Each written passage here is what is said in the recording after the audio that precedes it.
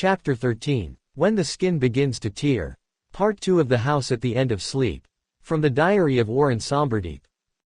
The first call was not a trumpet or a scream, but the falling of birds. Dozens. Then hundreds.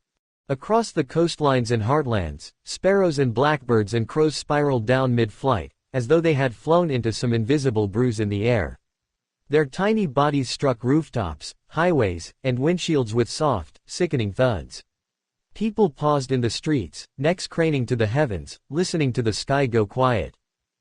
No feathers stirred after, only the wind, and the quiet ticking of 1,000 stopped hearts. In the cities, the glass began to sweat. Not mist, not condensation, but something denser, dreams caught in the act of forgetting. Light bulbs stuttered in old sockets, flickering in patterns that no one could track. Some believed they were codes. Others saw prayer. The clocks lost time. Watches ran backward. In subway tunnels and classrooms, people spoke wrong names to the right faces, or called out to strangers with the conviction of kin. A woman kissed a man she did not know, then apologized, weeping, saying she remembered him from somewhere that no longer existed. And across the entire dreaming crust of the world, a single image began to leak into sleep. A house made of rooms that rotated when you looked away. A basin of chairs. A black door, half open, half swallowed by shadow. Children woke up screaming and did not know why. Dogs refused to enter hallways they'd walked 1,000 times.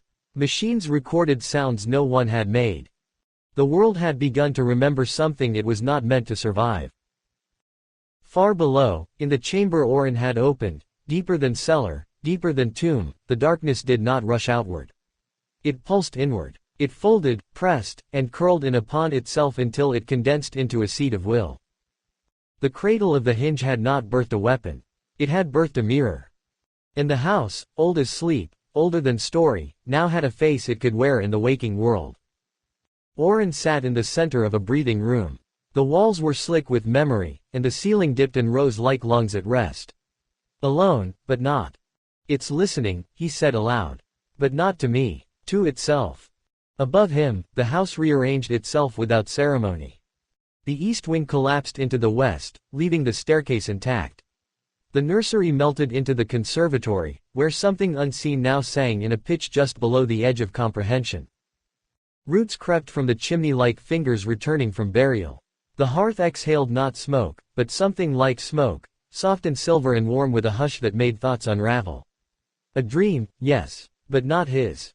Talia felt the shift and reached blindly for Elias's arm as a spiral staircase unfolded from the ceiling like the slow, deliberate limb of a spider. Luna turned to Rowan, eyes wide, glassy. It's answering itself, she whispered. Like an echo that forgot it was hollow. And in the city where Talia had once lived, where she had played by the canals, climbed the iron fences, and left small notes in library books, a child who looked exactly like her, but never was, stood before a mirror in a boarded-up apartment and asked, "Who remembers me?" No answer came, but her reflection blinked. Far away, beyond even the edge of maps, past mountains that existed only in dream weather, a cave watched the sea.